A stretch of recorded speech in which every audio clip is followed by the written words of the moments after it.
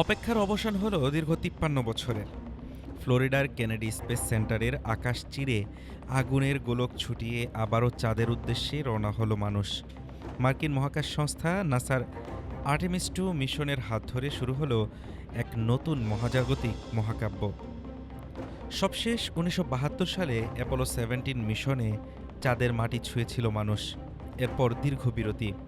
এবার সেই শূন্যতা ভাঙতে ওরিয়ন ক্যাপসুলে চড়েছেন ৪ সাহসী অভিযাত্রী।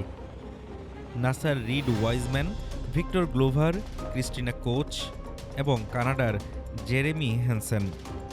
১০ দিনের এই মিশনে তারা কেবল চাঁদের চারপাশ ঘুরে দেখবেন না, বরং মানুষের গভীর মহাকাশ জয়ের সক্ষমতাও পরখ করবেন। ১৫ ফুট চওড়া আর ৯ ফুট উঁচু এই ক্যাপসুলটি আগামী ২৪ ঘন্টার মধ্যে কক্ষপথে পৌঁছাবে।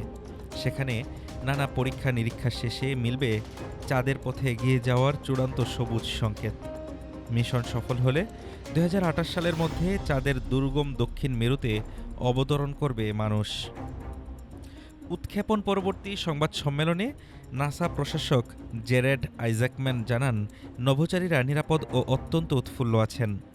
এদিকে এই ঐতিহাসিক মুহূর্তে উচ্ছ্বাস প্রকাশ করেছেন মার্কিন প্রেসিডেন্ট ডোনাল্ড ট্রাম্প।